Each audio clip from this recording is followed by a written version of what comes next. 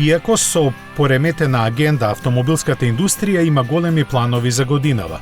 Доста нови модели ќе бидат лансирани, но некои постоечки ќе ја напуштат сцената.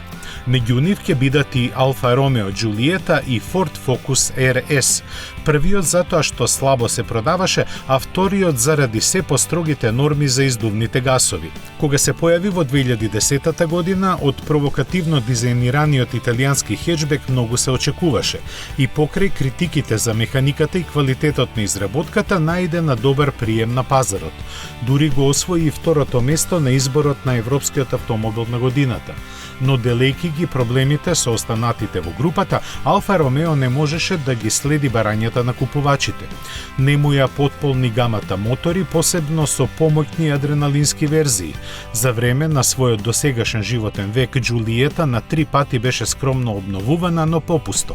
Продажбата се намалуваше и од некогашните скоро 80.000 примероци годишно опадна на 15.700 лани.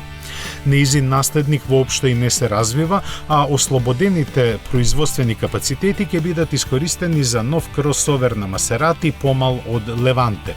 Иако заради други причини, иста судбина ќе го снајде и Ford Focus RS. Наменет за ентузијасти и за одржување на имиџот на марката, тој никогаш и не целел кон големи продажни резултати.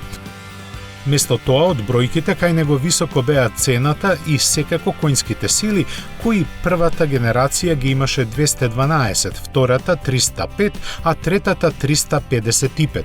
Погонот на сите тркала и вкупно околу 70% различни делови од стандардниот Фокус правеа да биде вистинска тркачка машина во компактно пакување, во кое за екологијата немаше многу место. Заради тоа Форд се премислува дали да ја лансира неговата четврта генерација, која беше планирана за идната година со мотор од околу 400 коњски сили.